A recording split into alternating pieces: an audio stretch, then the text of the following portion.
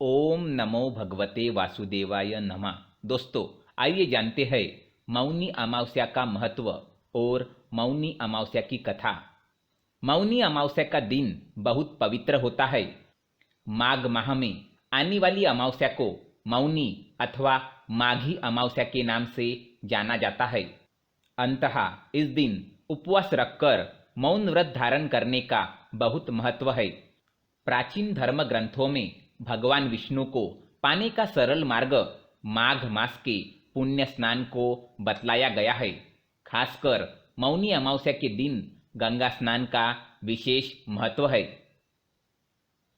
पुराणों के अनुसार माघ महीने में आने वाली हर तिथि एक पर्व है। मौनी अमावस्या के दिन जो लोग गंगा, कुंभ, नदी या सरोवर तट पर जाकर स्नान नहीं करते, वो घर में गंगा जल डालकर स्नान करें, तब भी उन्हें अनंत फल की प्राप्ति होती है। मान्यता अनुसार हिंदू धर्म की सभी अमावस्याओं में माघ मास की कृष्ण पक्ष की मौनी अमावस्या को बहुत ही पवित्र और शुभ माना जाता है। इस दिन पूरे विधि विधान से गंगा स्नान तथा दान करने से जीवन की परेशानियों का अंत होकर सुख समृद्धि प्राप्त होती है। मौनी अमावस्या के दिन मौन रहकर आचरण करने तथा उपवास रखकर स्नान दान करने का विशेष महत्व है। माघ मास में पवित्र नदियों में स्नान करने से एक विशेष ऊर्जा प्राप्त होती है। इस दिन सूर्य नारायण को अर्घ्य देने से गरीबी दूर होती है। माघ मास में अमावस्या पर नदी स्नान एवं पूजन करने से भगवान विष्णु की कृपा प्राप्त की जा सकती है। मौनी अमावस्या के दिन यदि संभव हो तो दिन भर मौन व्रत धारण करके व्रत रखें।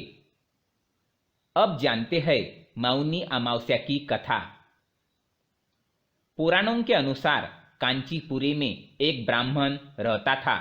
उसका नाम देवस्वामी तथा उसकी पत्नी का नाम धनवती था। उनके 7 पुत्र तथा एक पुत्री थी। पुत्री का नाम गुणवती था।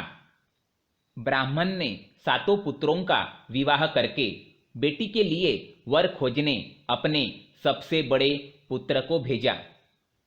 उसी दौरान किसी पंडित ने पुत्री की जन्म कुंडली देखी और बताया, सप्तपदी होते होते यह कन्या विधवा हो जाएगी। तब उस ब्राह्मण ने पंडित से पूछा, पुत्री के इस वैधव्य दोष का निवारण कैसे होगा? पंडित ने कहा, सोमा का पूजन करने से वैधव्य दोष दूर होगा।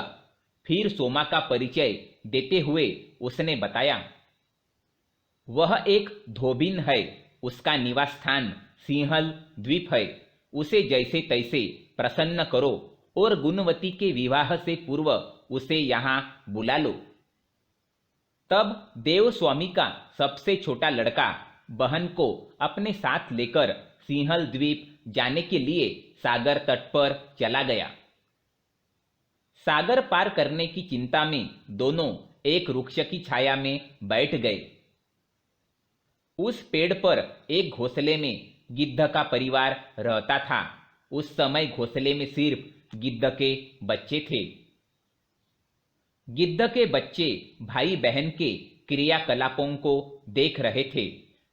सायंकाल के समय उन बच्चों की माँ आई तो उन्होंने भोजन नहीं किया। वह अपनी माँ से बोले, नीचे 2 प्राणी सुबह से भूखे प्यासे बैठे हैं। जब तक वे कुछ नहीं खा लेते तब तक हम भी कुछ नहीं खाएंगे। तब दया और ममता के वशीभूत गिद्ध माता उनके पास आई और बोली, मैंने आपकी इच्छाओं को जान लिया है। इस वन में जो भी फल फूल कंदमूल मिलेगा मैं ले आती हूँ। आप भोजन कर लीजिए। मैं प्रातःकाल आपको सागर पार कराकर सिंहल द्वीप की सीमा के पास पहुंचा दूंगी। और वे दोनों भाई बहन माता की सहायता से सोमा के यहाँ जा पहुंचे। वे नित्य प्रातः उठकर सोमा का घर झाड़कर लीप लेते थे। एक दिन सोमा ने अपनी बहुओं से पूछा, हमारा घर कौन बुहारता है, कौन लिपता पोतता है? सबने कहा, हमारे सिवाय कौन बाहर से इस काम को करने आएगा? किंतु सोमा को उनकी बातों पर विश्वास नहीं हुआ। एक दिन उसने रहस्य जानना चाहा। वह सारी रात जागी और सब कुछ प्रत्यक्ष देखकर जान गई। सोमा का उन बहन भाई से वार्तालाप हुआ। भाई ने सोमा को बहन संबंधी सारी बात बता दी। सोमा ने उनकी श्रम साधना तथा सेवा से प्रसन्न होकर उचित समय पर उनके घर पहुंचने का वचन देकर कन्या के वैधव्य दोष निवारण का आश्वासन दे दिया। मगर भाई ने उससे अपने साथ चलने का आग्रह किया।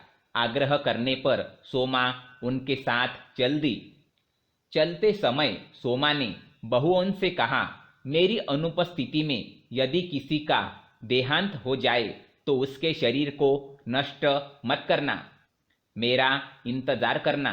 और फिर सोमा बहन भाई के साथ कांचीपुरी पहुंच गई। दूसरे दिन गुणवती के विवाह का कार्यक्रम तय हो गया। सप्तपदी होते ही उसका पति मर गया।